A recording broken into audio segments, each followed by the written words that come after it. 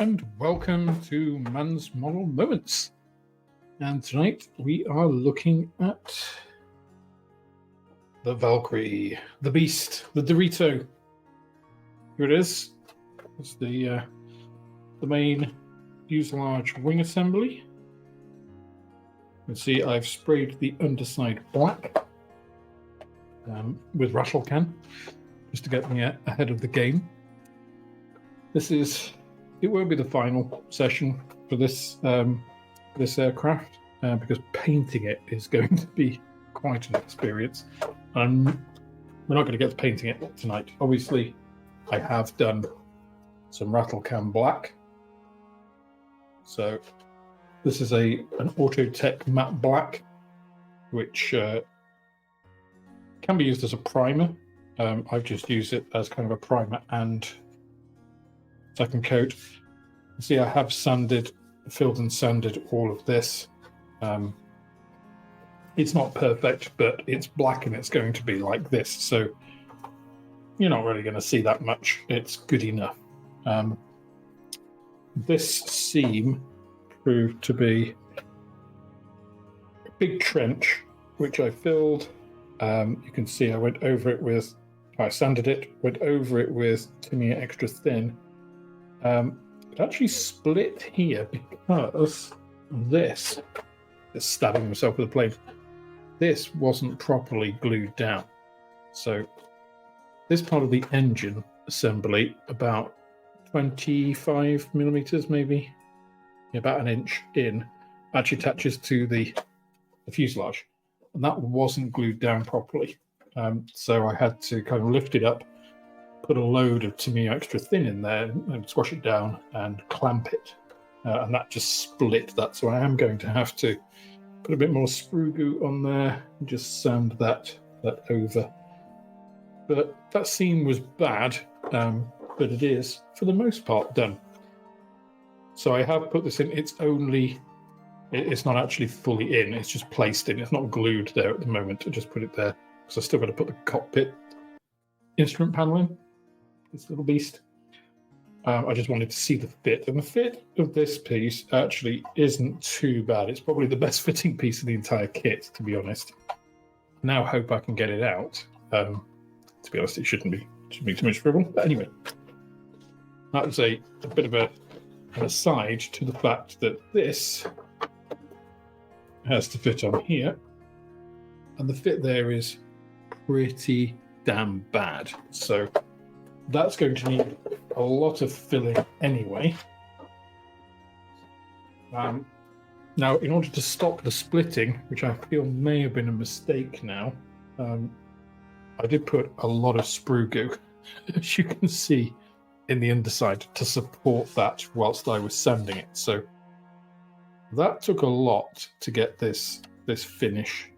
So if you're a member of the channel and you're on the Discord channel, you will have seen me working on this seam, and that's good that I have to ask where it is.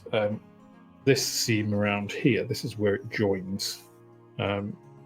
Not quite where these vents are, just a little bit back from that. You can just pick it up, but again, when it's got the Southeast Asia camouflage on it, you shouldn't be able to see that. If it was white, it would probably need a bit more work. But the advantages of doing a what-ifs scheme. So, because I'm going to have to do quite a lot of filling and associated sanding there, I'm not too worried about that back piece being, split and having to do the sanding on that, because it's going to require quite a bit anyway. So a few other things. The canards, I've actually, as you can see, scored. They're not cut through. They're just scored with a razor saw.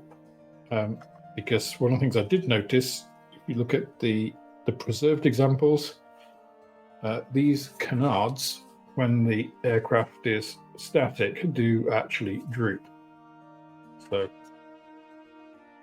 and quite dramatically, actually, which is quite good because I think that will allow us to sort of use them with position the canards, just stop them drooping here, because that provides a little angle. So that's quite handy. The really awkward part of that, right, so you can see there, the tab, in fact, let me show you on the one that's not cut. You see the tab actually extends across where that canard flap is. What a pain. So I had to cut, oh, actually, sorry, let me add that back. You can see I've had to cut the tab, keep the tab there, because you don't want to remove the tab, because that actually slots into the airframe, so you'd have to fill it otherwise. But essentially what I did, I'll show you here. So I used my razor saw. So I had to go and cut along here to start with, to get to that level, which isn't easy, to try and keep it as flush as possible.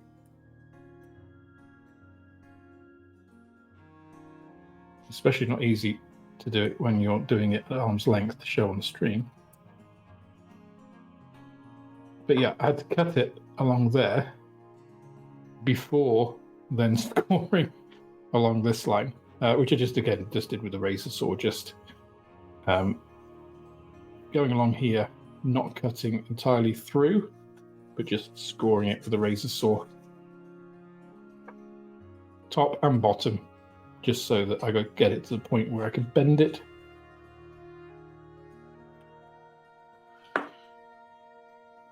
It's not there yet, but that's what I did for the other canard. The vertical stabilizers, these actually fit quite well, surprisingly. Let me just get all this trash out of the way here. Oh, that's all of the undercarriage doors, obviously. White on one side, black on the other. But these aren't too bad. These slots did need a bit of trimming, because these are really tight. And there is a slight cant to them. The other side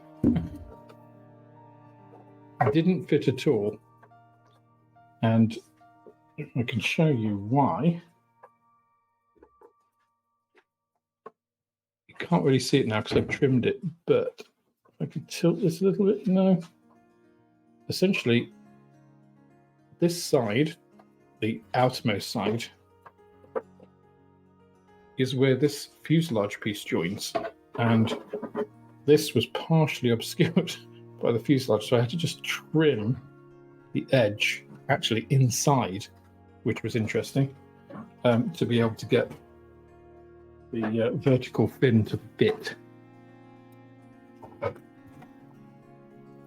The bag that transparency came in. But actually, let's move the transparency out. I didn't think we'd have much trouble getting it out. Let's put it back in that bag till we need it. Keep it nice and pristine. Let's see if I can show you. Also, apologies, because it is a real pain to try and manipulate this all the time. So in here, I had to trim that so that this would go in. It's still a very tight fit. You can see it does give quite a nice positive. If anything, that's probably slightly too canted because of that fuselage side. But it's not too bad. Not too bad at all, that. So I think also it's time to put this in.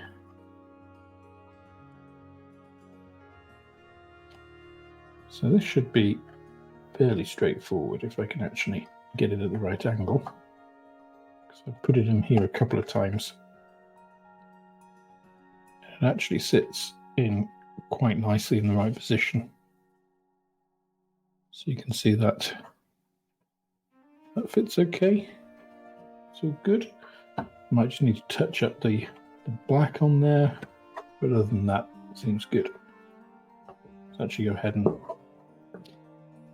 glue that in. Let me take myself.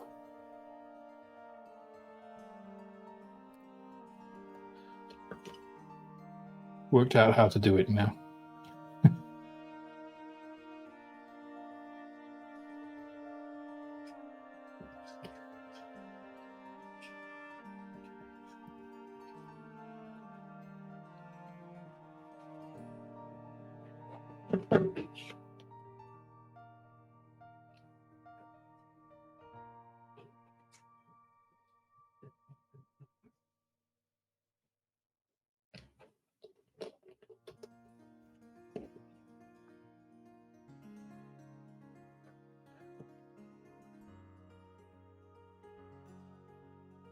There isn't a lot of room, a lot of wiggle room for this to go in, which is kind of a bonus when you're putting it at this stage. There we go. So yeah, I need to touch up the black. Oops. Come on, camera, focus. There we go. So yeah, I need to touch up the black. I really like this this black. Obviously, I have sanded and filled all of these. It didn't look like that originally. You can kind of tell from the little remnant of the seam at the front there.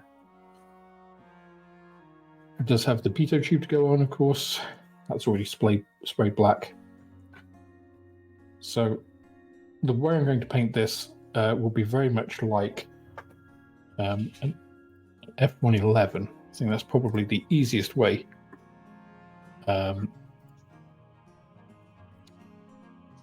So this is obviously, this is a War Thunder because it's one of the only ones I got which actually shows an F111 with swept wings.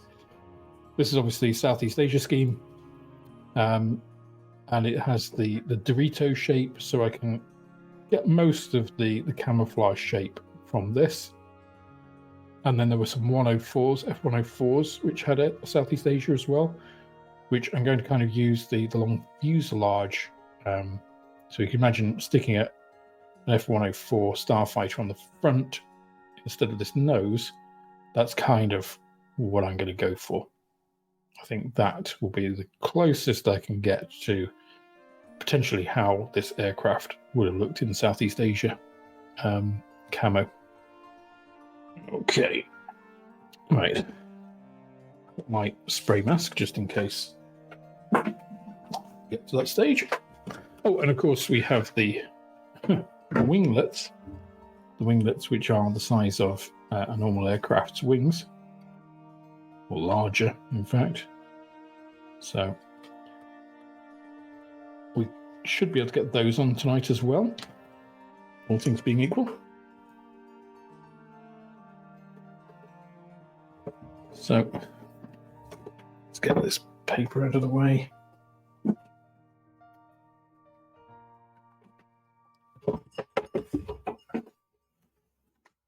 Oh, that fits there quite nicely. So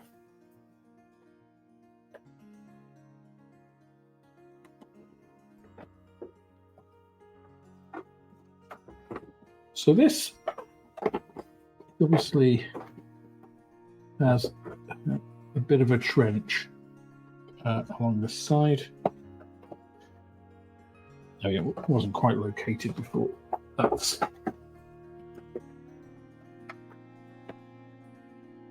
does have some guiding pieces inside to get it at the correct angle, which aren't quite lining up. There we go. You can tell when they do, because it makes that clonking sound. So we do have, some pretty big gaps that are going to need filling there.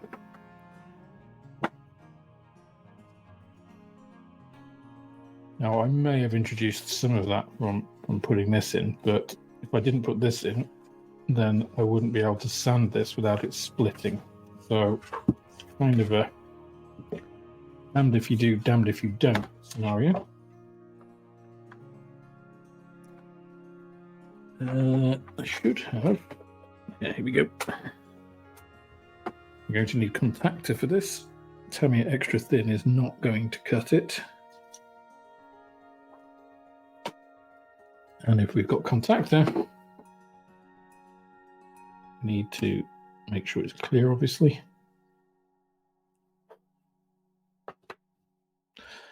So, obviously, the easiest way to clean a needle on one of these is to just do that. Is just to burn out the excess. But you have to wait until this is cool before putting anything through, because otherwise it will just dry out and clog up again.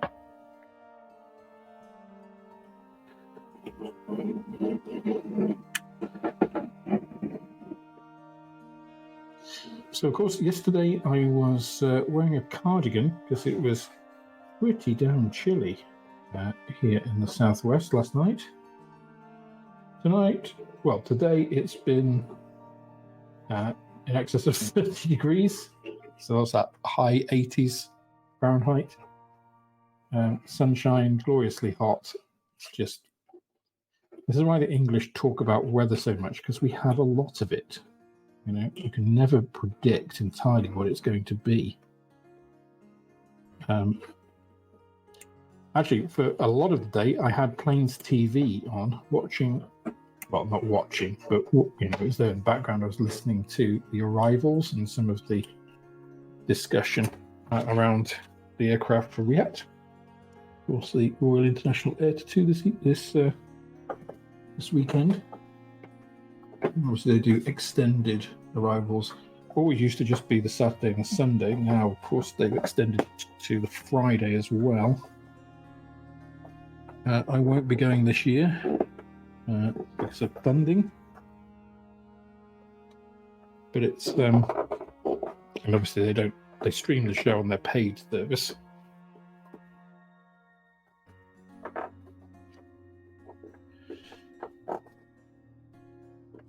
Right, well, so far it's holding. I feel though this is going to need clamping. Don't think this is going to hold by itself by any stretch of the imagination. I'll try the burner clamps to start with to see if they do it, but I'm not sure they're going to have power. I can't even get them in at the moment. Just move that up a bit.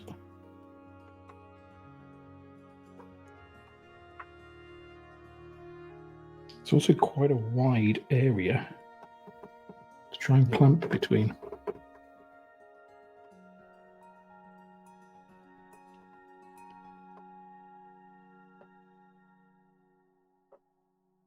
Julian, I've never tried a soldering iron.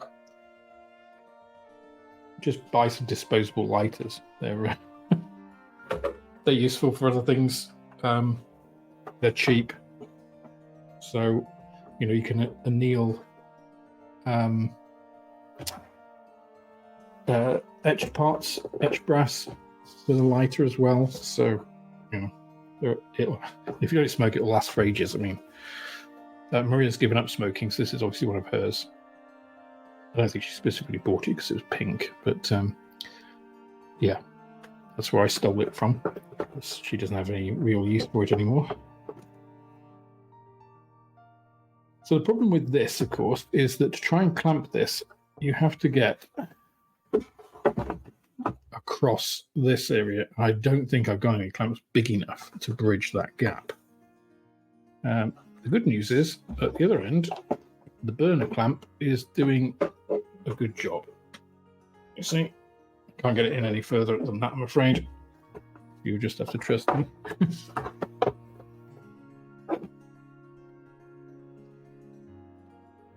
But that is not actually too bad. I mean, obviously, huge huge trench, but the important thing I think for me is that this profile is about right. I mean, there is quite a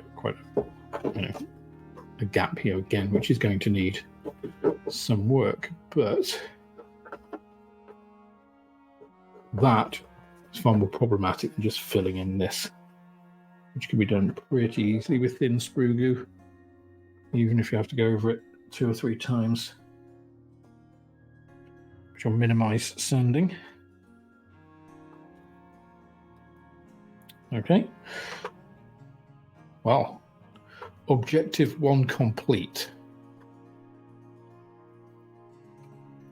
Now, will we be able to get the winglets, the canards, and these on? I'm in 2 minds whether to put these on or not with the sanding that I got to do down there. Might be easier to leave them off. Yes, absolutely, Dan. It was repurposed, not stolen. Because the thing is with a soldering iron is you probably would get it to temperature, but really it's the flame, because you really want to. What you actually do is burning the stuff out. You're not really heating it; you're burning it. So.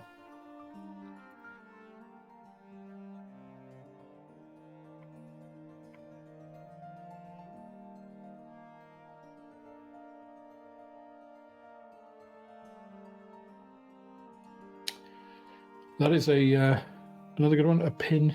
If you've got a thin, if you can get little brass pins, which are thin enough to go down here. I just don't have the patience, really. I would lose the pin, or end up sticking it somewhere, or whatever. But that certainly does work. And actually, if you want to unplug it, you can use a wire as well. If you've got a wire that will go down the lumen of that, which is pretty thin, you can see that. Oh, look, that's actually just about got it in focus.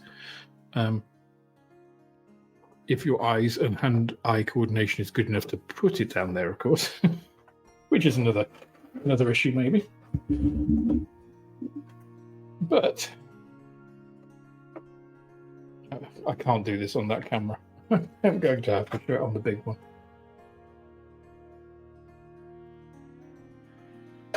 There she is.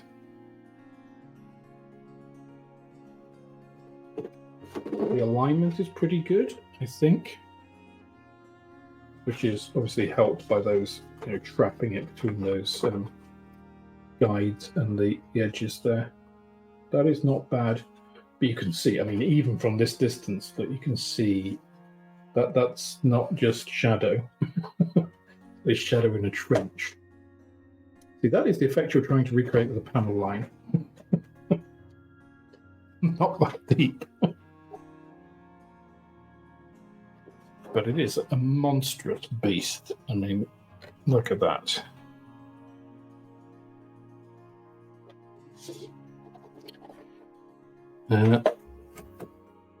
Now, I think I'm going to do winglets next, because I don't want to mess with the canards at the end there. Particularly. So these are pretty easy. They just, now that they're, and again, I did have to sand. Let's see if I can show you on those.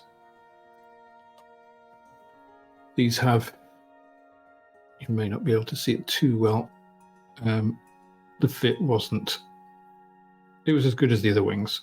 You can see the seam there. So it's better than it was.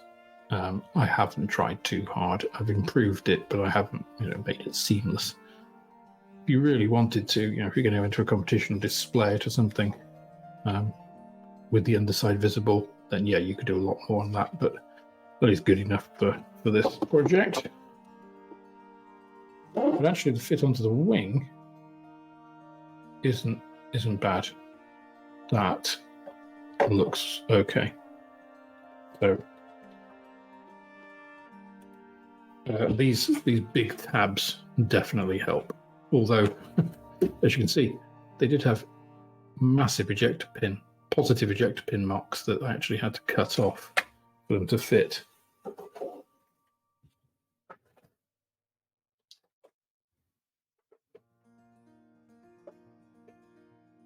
Yeah, but that trench on either side is about 2 millimeters wide.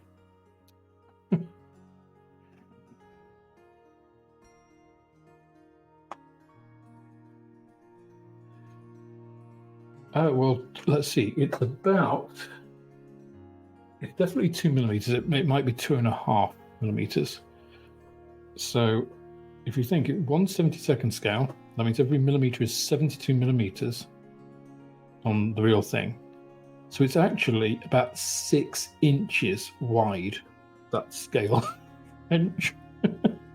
6 inches. I mean, that is, something that you can comfortably put your hand in without touching either side is not great engineering, I would suggest. But okay, obviously I have sprayed on this, and that's a little bit too much to actually scrape off. So let's just get some of these little sandy sticks. So the video I have queued up for I think it's tomorrow, is a condensation of the B26 build. So if you weren't around for the whole 26 hours that I spent on the B26, and you just want to see a condensed version of kind of how things went, that's what that video is. So if you saw it all, there's nothing new. Spoilers. But if you haven't, and for the audience out there, obviously you haven't seen the content at all, it will be completely new. You can see the evolution of that build over the 26 hours in half an hour. So each hour is a minute, and obviously the intro and the outro. So my kind of thoughts at the end, just pull it out from 26 minutes to the 30, which is a reasonable YouTube video length.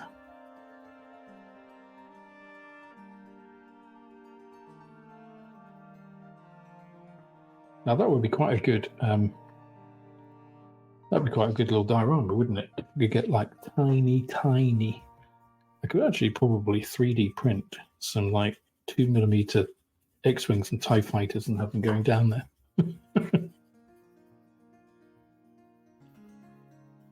Too much for the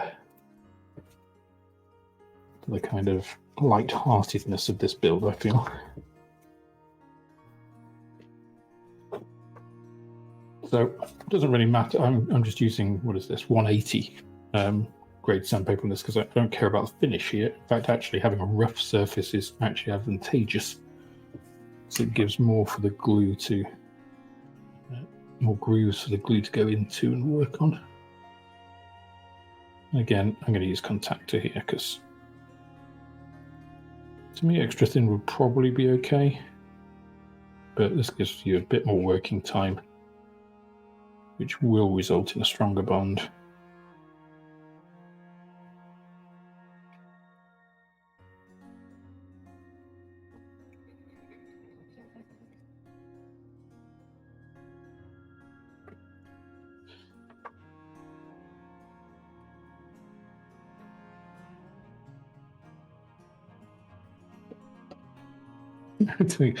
The hardest bit of this actually tonight is trying to get the room to show you what's going on.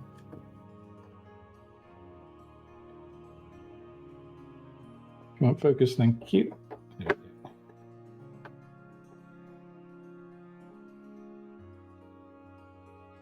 So these pieces on the actual aircraft are black. It's kind of a cover for the hinge mechanism, I think. Probably some sort of, I don't know what it is actually. It won't be rubber. I don't think rubber is Mark III rated.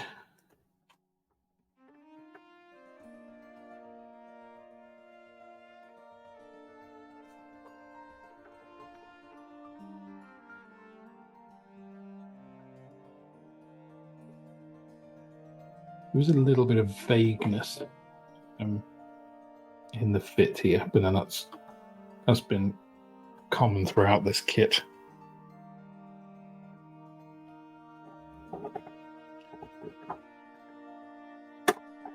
Oops, there goes the clamp at the front. Fortunately, I don't think I need it now. I think we've got enough of a bond.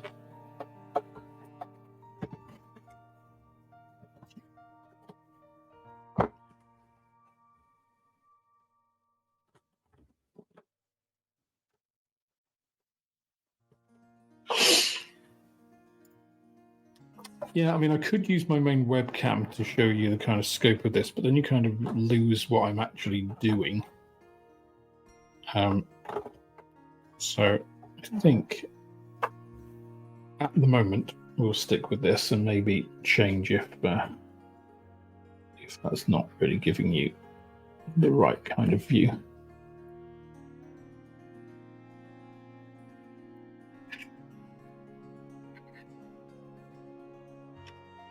Also, as well, I've used a lot of glue on this project. It's not a complex build.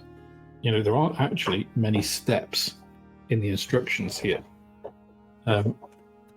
It's just all of the mating surfaces are huge. You know, you're actually having to support a decent amount of weight on some of these, so you definitely need to make sure that you've got a good bond.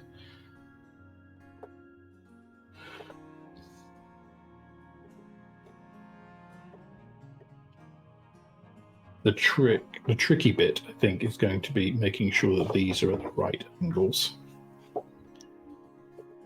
and look like each other.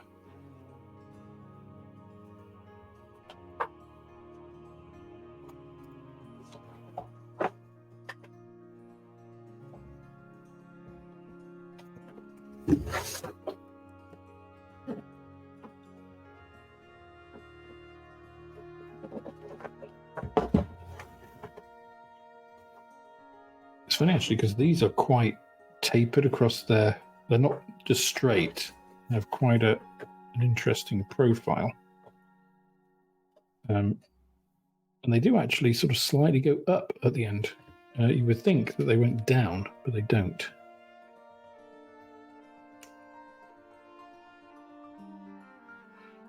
I'm not 100% convinced by the contactor doing everything it's supposed to here.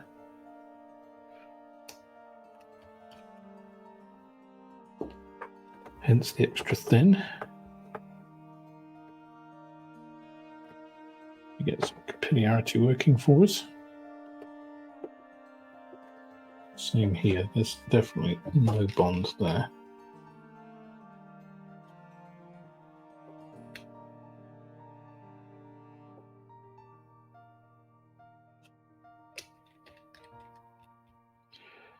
I think I mentioned before, this is the format I've got for the new, this is my cement, and it's in these little rectangular nail varnish bottles. That one doesn't have any labels on it, so of course I don't need to label it for myself. But the advantage of that is when I can work out how to do differential shipping in Shopify, I can classify as a different term like shipping level, because this can be shipped out large letter, which would be cheaper for people if they just want to buy, you know, cement.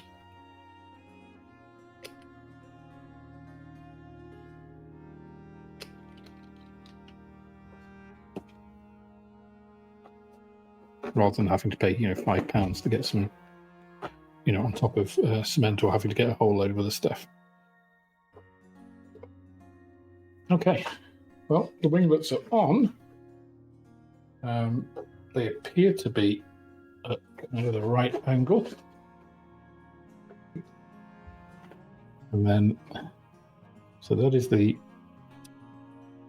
I think that's going to be the port canard, so I need to work on this one.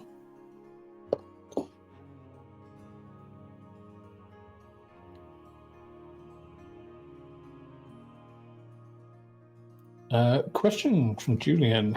I will answer it in a second when I can find where I've just put my razor saw. Well, I once saw a YouTube video of a guy using masking fluid to protect areas to be glued, then painting, taking off the masking fluid, and then gluing the parts. Too much faff or a good idea? I think it depends. So check your masking fluid to make sure that it is not going to gum up with it, because I've used masking fluid before with a rattle can, and the solvent in the rattle can went through the masking fluid and completely destroyed the well, it just basically, the masking fluid became this gloopy mess. It was mascol, actually. It became this gloopy mess. I had to kind of scrape off the canopy and then completely polish up the canopy again. So it's not a bad idea, but you just need to test it. Is it too much faff? I have used masking tape to protect parts. So say if I was gluing these two pieces, you can mask each side and then do it. The problem is if you're using extra thin, it can then be drawn in by capillarity. With masking fluid, this is fairly aggressive solvent. So test whether it will go through your masking fluid, because not all masking fluids are equal. Mostly latex based, but it's what else they put in there. If it's going to conjugate with this, or this is going to melt it, that's going to be horrible.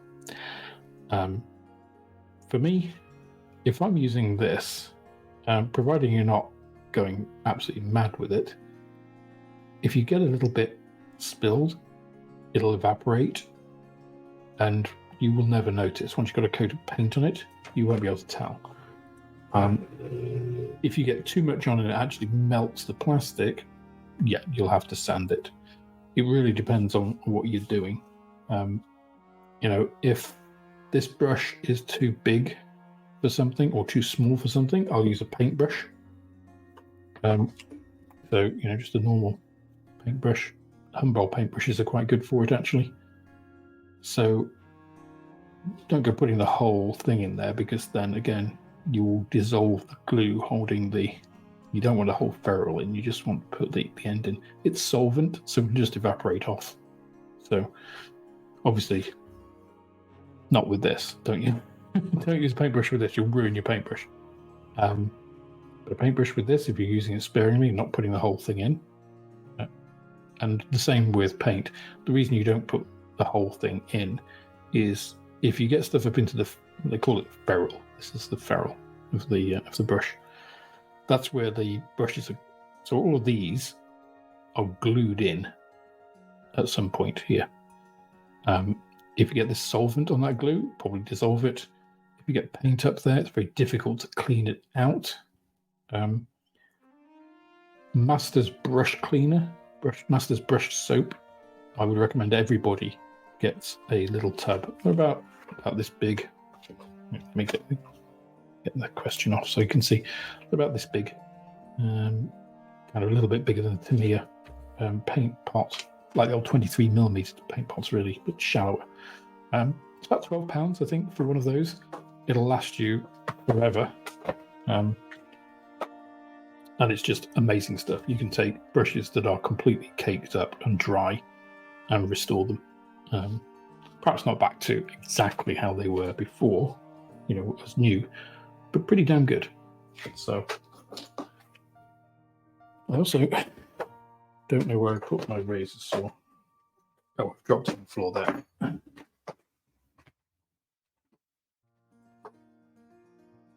There we go. So it's this side. I wondered why it was so shadowy and dark here. It's because I've not got these lights on. Apologies, everybody. There we go. There we go. Now we've got some proper lighting. Operator error.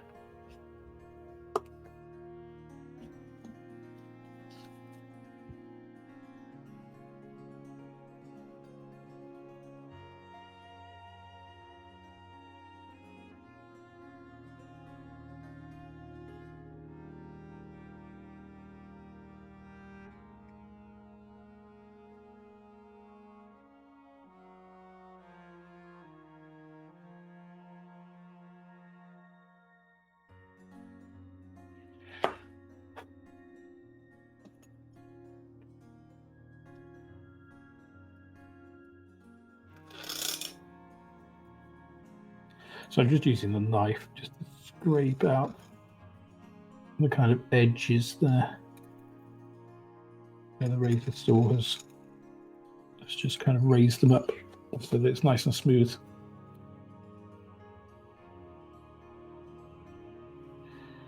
Come on, gives a bit of bend, a bit of flex.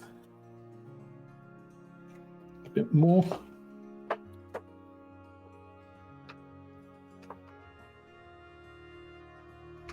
Okay. Let's use the bigger side. So these razor saws are 2-edge. This one is from, I think it's CMK. Yeah, CMK. CMKkits.com. So they do various different saws. Obviously, this is just a square one. They're quite useful for rescribing, as well as other razor saw type stuff. They have a very fine edged blade. In fact, I'll show you on the macro lens. You see, this is the fine edged.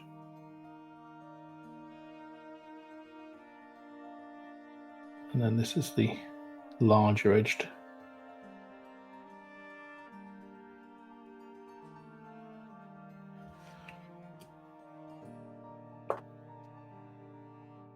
I think we've been a little bit too kind to it. Let's use the large one. Because this is actually, these canards are quite thick. Nothing about this aircraft was subtle.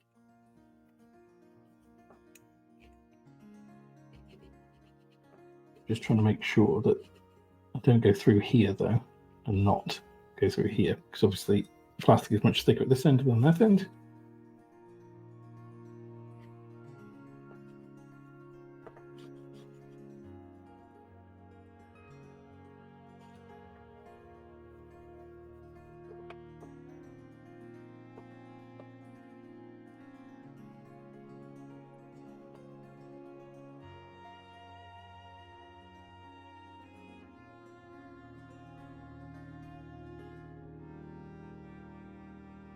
And also try not to do what I've done, just go off the edge slightly there and try and scribe a new panel line,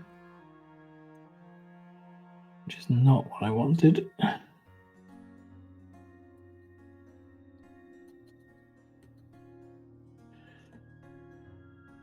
Okay, I might swap them around and have that as the underside of this side. And then have that one this way.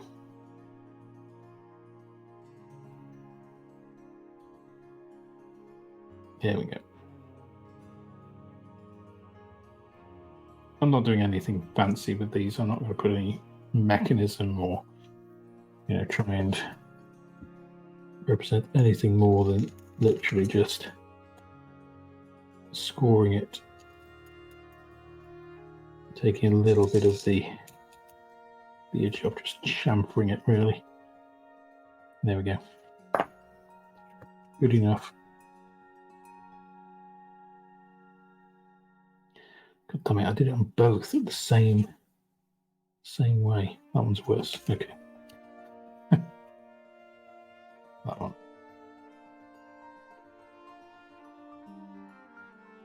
I'll use a little bit of sprue glue along there.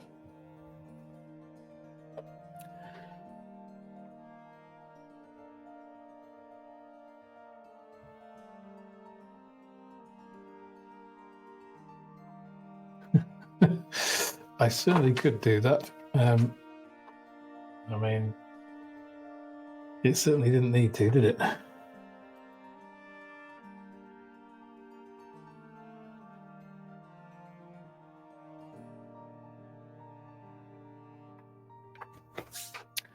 Welcome everybody who's joined. Since I read out everybody, I've lost who was in and who was out. I think Richard, I'm not sure, but welcome. Nostalgic Magic, welcome. Paul, welcome. I don't think I've missed too many, but let's just see, make sure nothing's gone weird with the Cement. Interesting.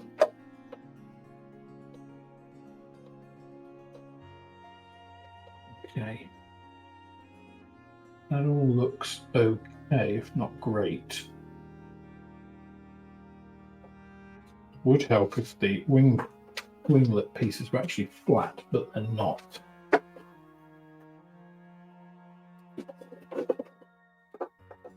Which is slightly disappointing, but what I'm going to do.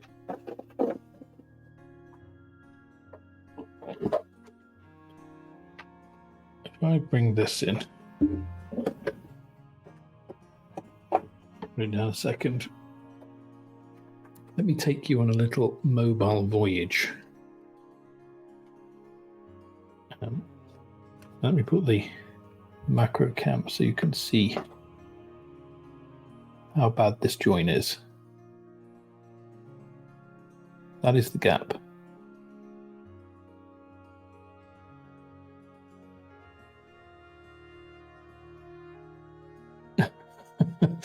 So it is substantial, shall we say.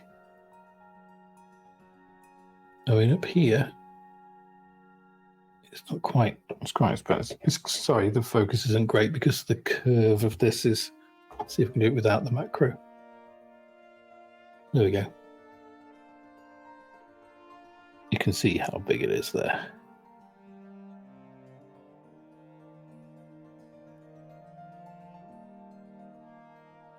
That's a big gap.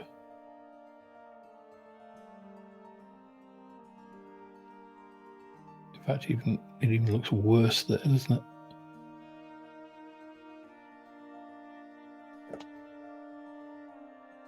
it? It's huge. Big old gap.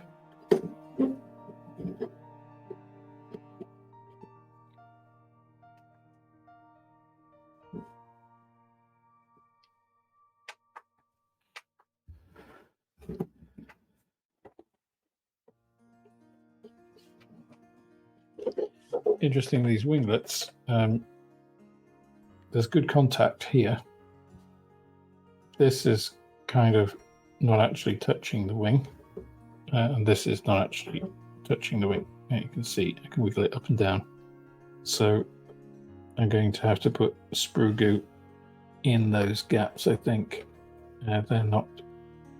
It'll be very difficult to try and pull them in without that. And if I push this end, it's pushing that end. Let's see.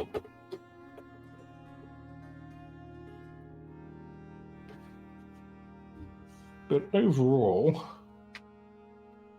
you know, it certainly gives the impression of the aircraft. Interesting, that's only on that starboard side. The port side is fine. Right. So look at some instructions.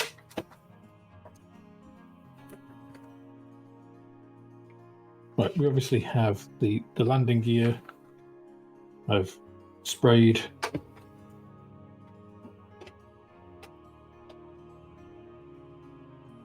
These need assembling, obviously.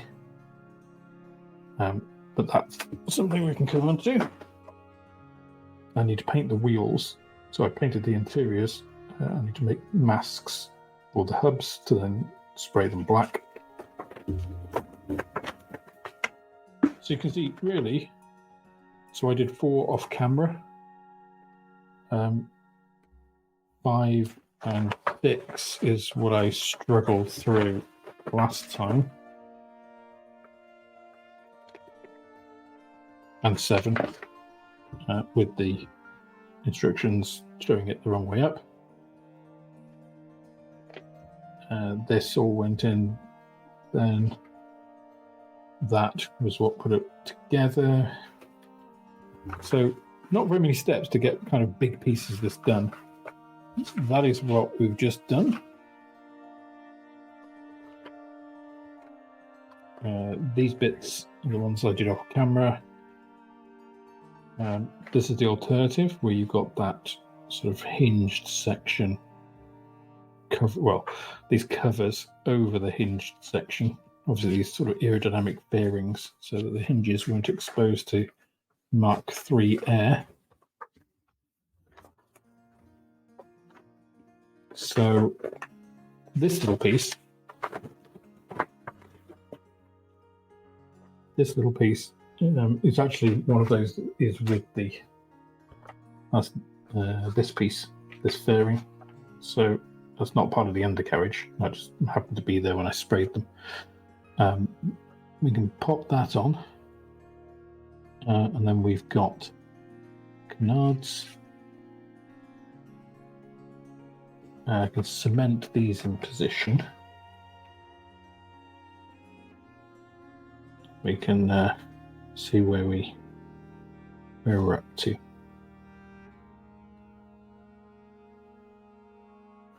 So that piece on the front is that one. So I think undercarriage-wise we're all good. It's just going to be a fairly simple matter of putting it all together. I would still be quite tempted, though, to get another of these kits and rework it into a kind of stealth version. You know, put this on the top of the fuselage, take this off, kind of rework this into that front, make the air intakes on the side so that they feed in. I think that'd be quite cool. And it would probably only take the same amount of filler.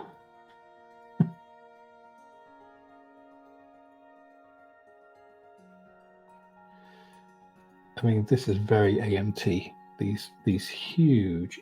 I mean, let's just see. These are ejector pin, positive ejector pin marks that you can actually cut off with single-bladed nippers. That's crazy.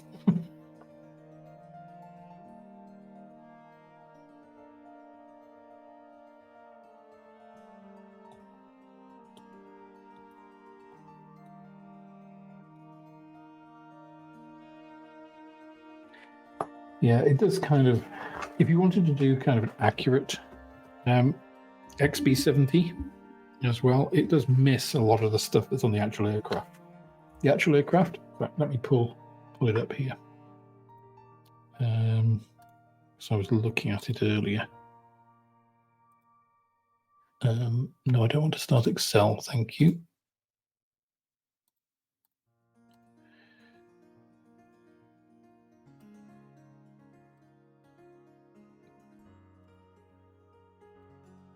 So this is the one that's at Patterson Air Force Base, which is ship 1, I believe. I think it was ship 2 that got destroyed. So if I just zoom in, look, you've got all these little pitot tube antennas. You can see there's actually like these handles on the door, the detail there that you could add in.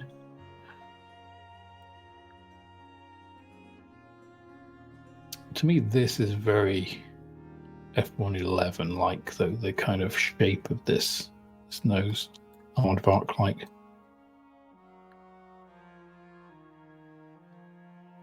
These are the ejection door covers. You can just see. So there is some raised detail on the kit for these.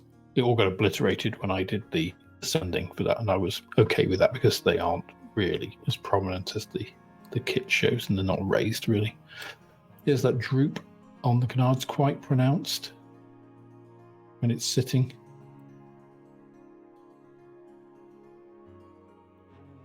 Really interesting, the texture on the skin. Funnily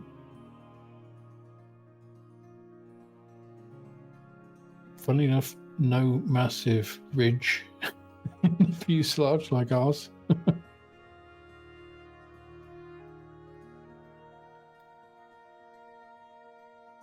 And you can't really see it here, the canting. These I don't believe are actually on the or were on the operational aircraft. I think those are put in when it's standing, because I think these actually move, these surfaces. So I think these are put on to stop them moving while it's parked. And you can see here are those black covers that cover those winglet bits, and see how they sort of flare up a little bit.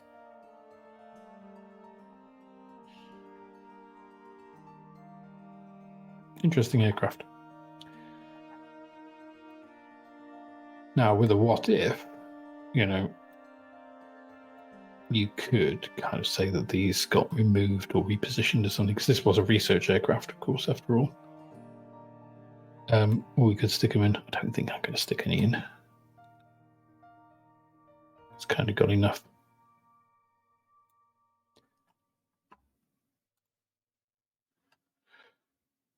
Okay.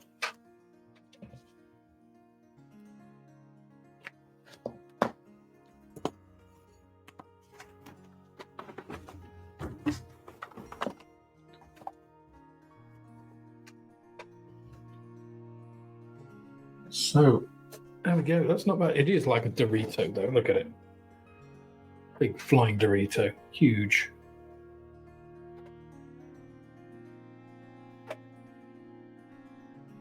But you can see, you know, it could, to me, it could easily be kind of made into a kind of stealth aircraft without the long, you know, very radar reflective tube at the front. You know, if this was kind of at the top, and this part obviously extended so that this nose is kind of at this front piece, so that it kind of ends at here, kind of goes up into that, and then have, instead of these exhausts, the kind of on each side going through to the jets, which then go through between those two surfaces here, which could actually be canted out a little bit more. And actually could put these down, would kind of make it a bit more sort of futuristic and stealthy. That'd be quite a cool what if as well. The XB-72 something.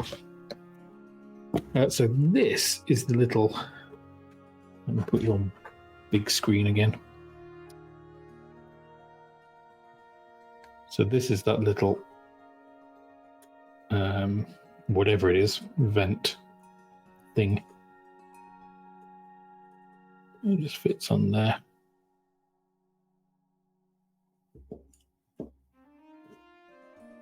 We're going to need to get those out of the way. We're going to need to scrape some primer off to do that properly.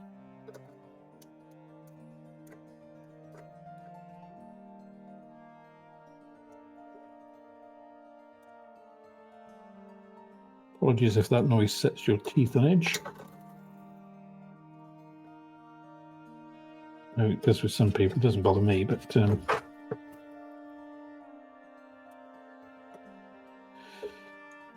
mean, kind of about the same fit as a lot of this kit. I think we can do probably some blending in here. Perfect. Let's just put the glue on to start with.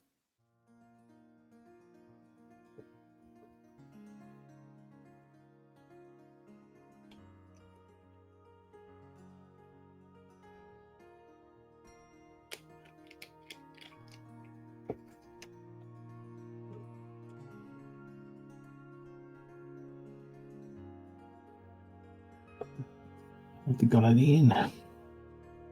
Choose contactor.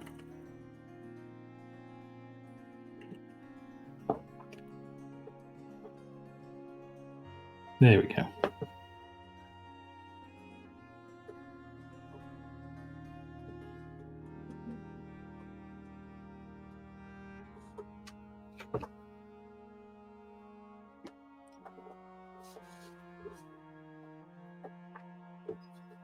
Yeah, needs a bit of blending in at the front, but otherwise it's not too bad.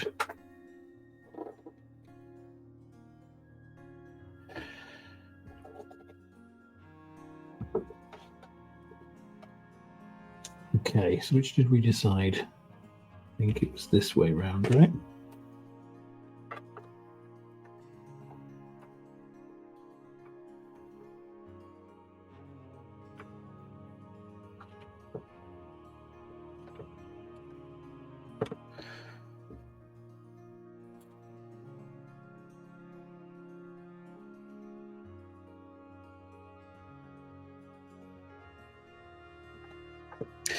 Yeah, I believe the Soviets actually stole the plans for this. There was some espionage, and a lot of the design elements of this were incorporated, used by Tupolev in the design of their Konkordsky.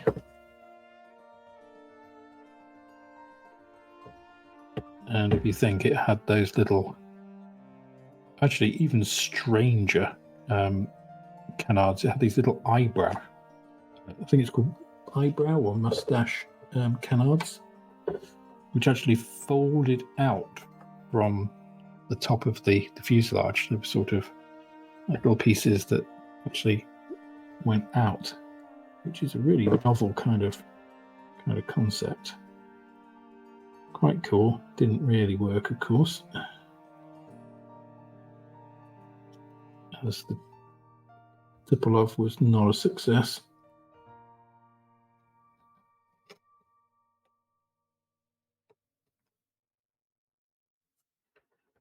And of course, famously crashed at the Paris Air Show.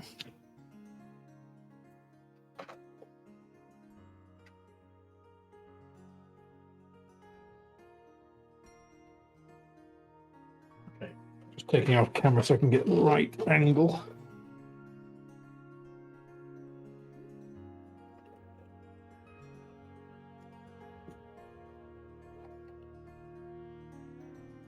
So as I said, having these down kind of gives us a little bit of an angle that we can then use to stabilize.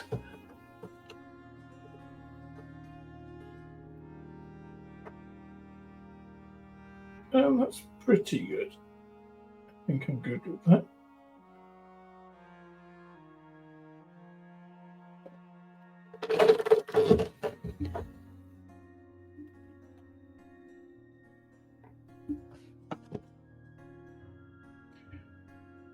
It's weird because it almost looks off when you're looking at it from above, but actually from the front it works.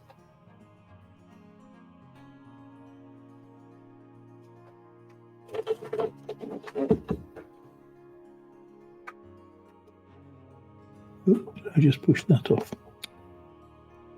Damn it.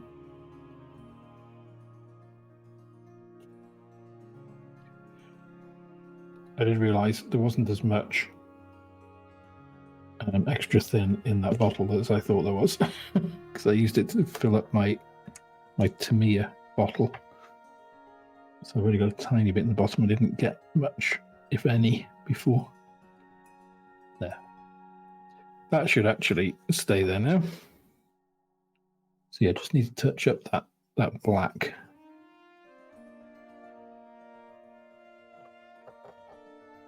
Okay.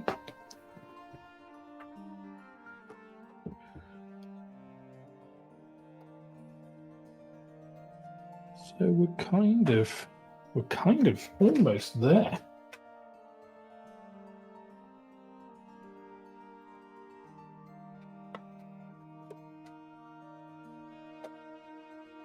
There she is. How far do I have to go to move it back? Kind of behind my head to get it on the screen.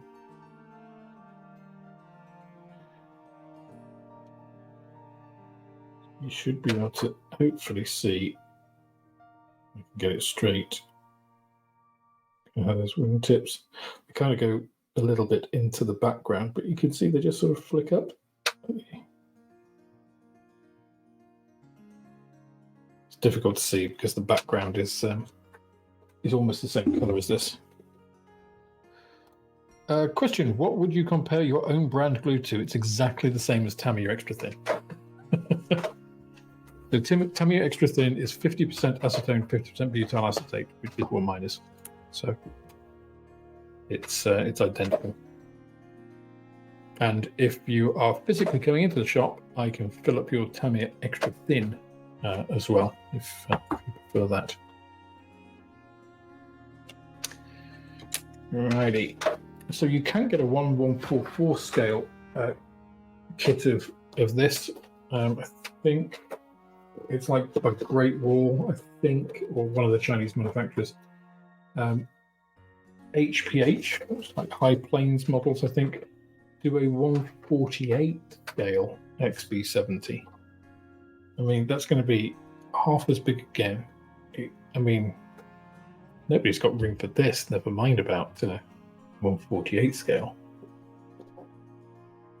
It's pretty cool, though. I mean, that would have put the fear of God into you, wouldn't it? Coming in low level at Mach 1. And it has this really cool sliding bomb bay. If you can see it now. These rails here. This is for sliding bomb bay. Maybe if I tip it so that you can see. There we go. This big cover here. You have these rails that go back.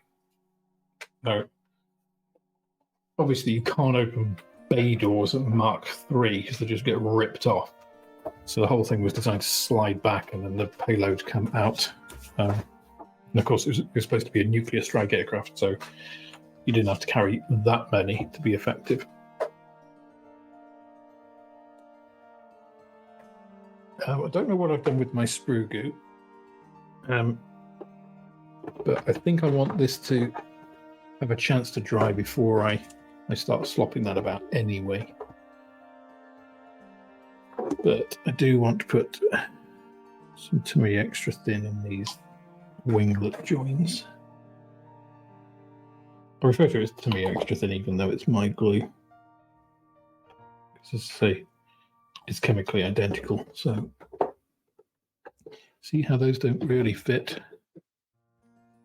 Because it is just a butt joint at that point. It would have been nice. I know they've got those great big tabs in the middle, but it would have been nice if they'd also had something at each end. This kit wasn't designed by a modeler. I could almost be certain of that.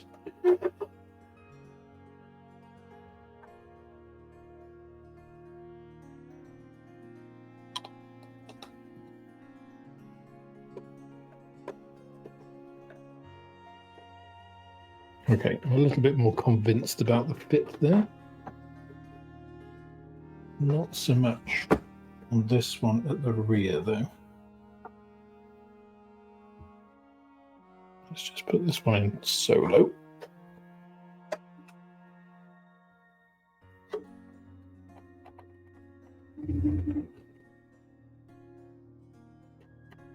Oh, congratulations, Mark. Airfix Avro Shackleton. That's a relatively new kit as well, isn't it? I must admit the Shackleton has never really appealed to me. But this is why, you know, modelling is an individual hobby, and with there being so many kits out there, you pay your money, you take your choice. Or, as in your case, you're gifted something and you're extremely happy. So I'm very pleased for you. Do let us know how you get on with it.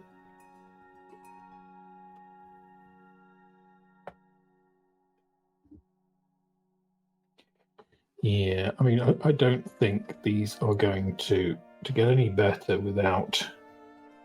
You see, one of the things with sprue goo, and I mean generally, not just the stuff you can buy from me.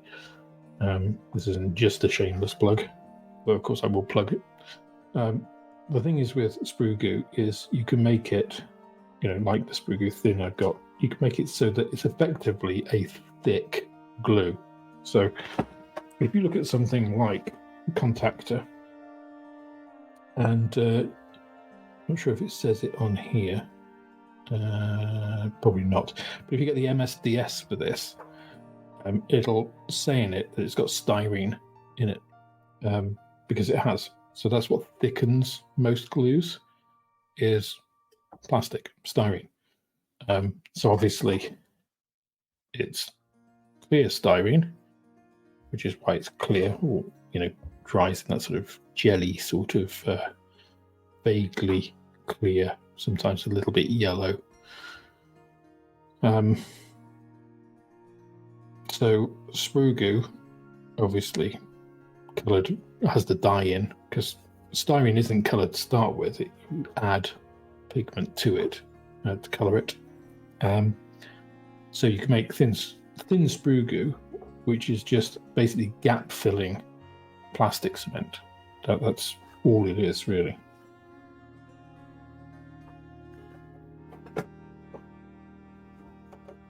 So, I mean, that's what I'm going to do here is,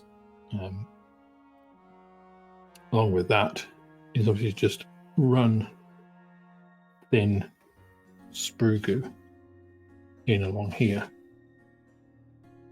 and let it find its level set. Run more in, just so that it builds up. That's what I'll do with these. And this one I'll probably put just the standard stuff, just because it will speed it up and I can sand that off. And I'll put a little bit in there. Anyway, what I was going to do is actually cement these. Move that across here a little bit. Let's see if it'll go. Come on, put these things out of the way.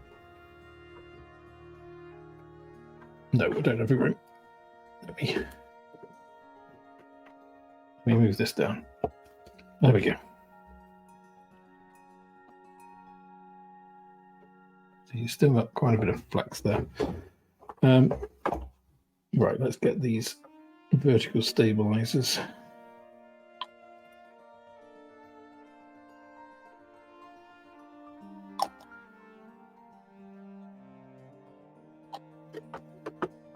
So we'll let capillary action do most of the work there.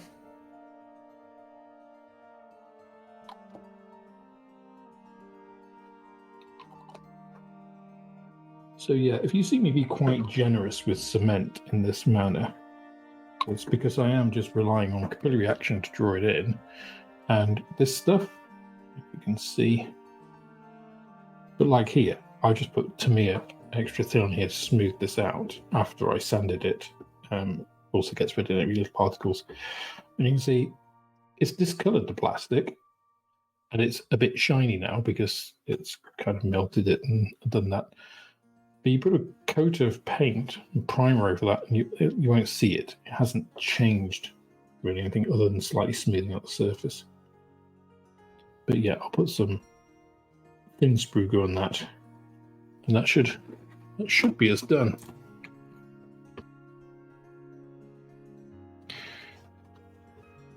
There we go. I've just put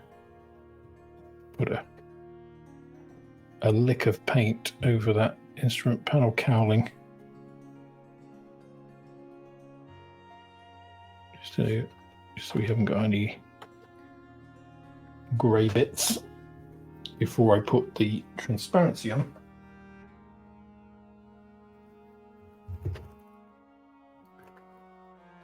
As I said, the fit of this wasn't terrible. What I don't like about this transparency is you have nice framing with these windows. There is nothing on the sides, absolutely nothing. And yet, of course, the actual aircraft, you see the actual aircraft has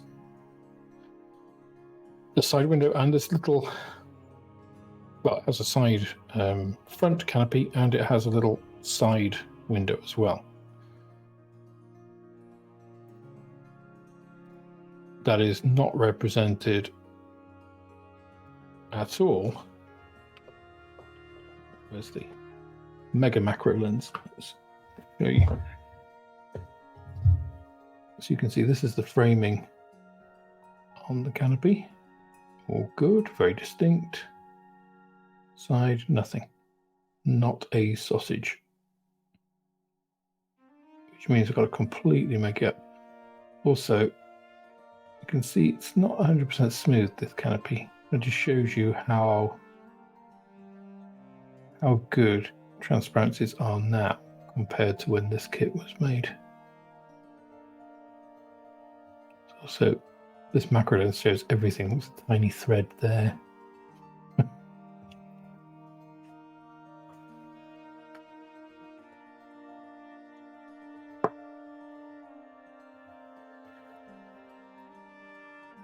Which is good, because otherwise I wouldn't have seen it. But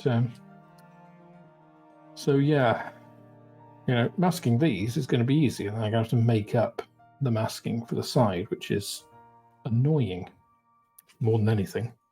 Not difficult, it's just annoying. Why can't you do it both? I'm just scraping and trimming this back because it was a really tight fit. And given that I will have to put a smidgen of filler, you know, sprue glue in there anyway, I just want to make it a little bit easier on myself. Use that macro lens again just to see. Is it nice and clean now? It's better. I think it's good. It's good enough for us.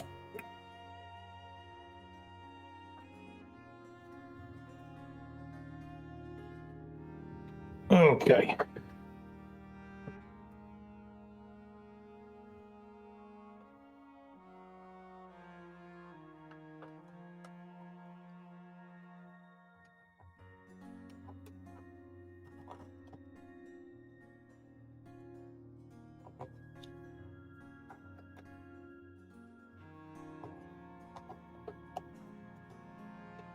So this fit actually is quite positive.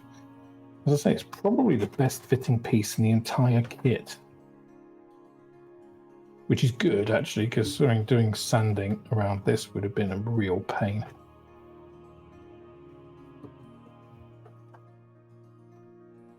Right. Let's put it on big screen and see how we look. Now we've got the... Yeah, look at that. Starting to look the part there. It's a cool looking aircraft, isn't it?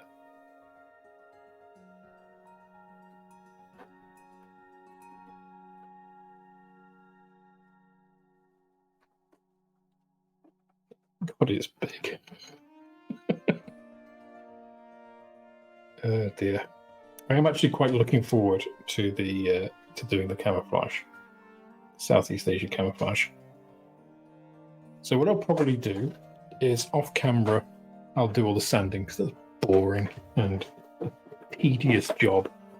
So I can do all of that off camera, and I'll probably mark it up and then do the spraying kind of final session. So I can get the wheels masked up, I can get this marked out for the camouflage after it's all sanded and everything, and then a final session just spraying it up, putting the pretty limited decals on, sorry about that, and then just putting the undercarriage on. So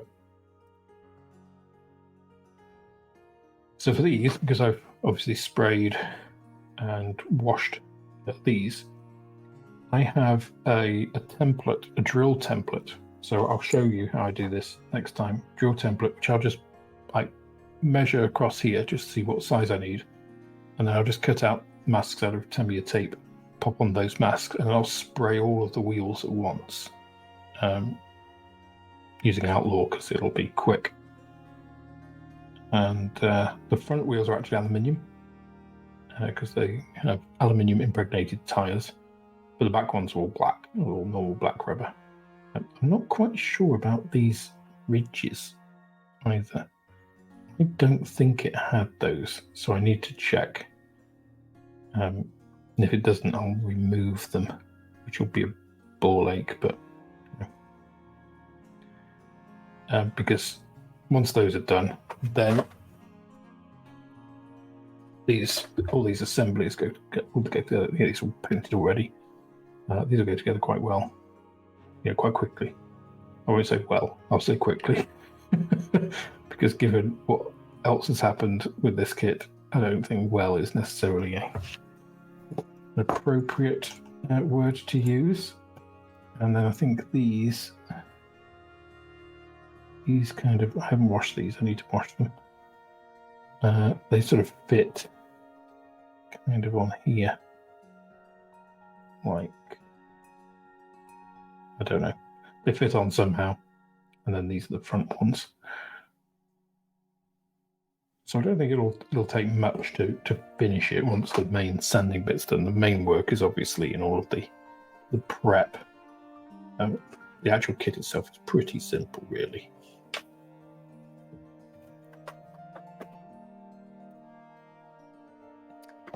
That's a very good question, John. And the reason that there is so much clear plastic in front of the window is because you have two alternate versions. And the second version is this one. Because on the actual aircraft, much like Concorde, the, what do you call it, sort of down position. So basically you had, I'll demonstrate using props. Here we go, if I can. So you had the plastic. It must be getting late. You had the transparency, the windscreen, and then you had this, the front piece, right? And then much like Concorde, so that was for maneuvering on the ground. And then much like Concorde, in supersonic flight, this piece lifted up and the windscreen moved so that it was not directly in flight. So this was for the aerodynamics. So you didn't melt the windscreen at Mach 3. And you didn't need to see at, the ridiculous altitude that this thing was supposed to have flown at Mach 3. You were instrument navigating anyway, so you didn't need to see out of the window. But that's why they give you two versions, because you can do an in-flight version. Now, of course, that was only ever raised during supersonic flight. So there's no point in having one that's on the ground with that, because it wouldn't happen. But that's the reason. So they give you the two versions so that you can have, if you wanted, wheels up and in flight. And I expect that's quite a popular option if you're going to make this kit for most people who don't have room to store it anywhere other than on the ceiling. Right? So an in-flight version of this, actually, I think would probably be pretty cool. That's also why they give you the option to have the winglets down, because these canted down at quite a steep angle. I think it was like 43 degrees or something, or even 47 degrees. So these kind of went down, and effectively this almost surfed its own supersonic effectively compression wave. And those apparently help to contain that shock wave and sort of propel it forward. So again, pretty cool aircraft, pretty cool in terms of technology, especially for when it was designed. And the fact that it was actually ever even made. I'm kind of a little disappointed they didn't make the original concept. Here we go. That's the original proposal for the SAC bomber. So, mad looking thing. Absolutely insane. Yes, and these floating panels on the outer bit were to be ejected at subsonic speeds. So, yeah, a crazy, crazy thing. But look when it was designed, 1955. This thing was designed. The original, which is, insane, really. That's all for this installment of Man's Model Moments. If you enjoyed the video, please click the like button, subscribe to the channel for more like it, and share this video with others you think would also enjoy it. You can also follow me on Instagram, Twitter, and Facebook, And if you're feeling generous, then I also have a Patreon, which is absolutely the best way of helping me to grow the channel and produce more content like this. With that, I hope you have plenty of modelling moments of your own, and I look forward to welcoming you on the next video.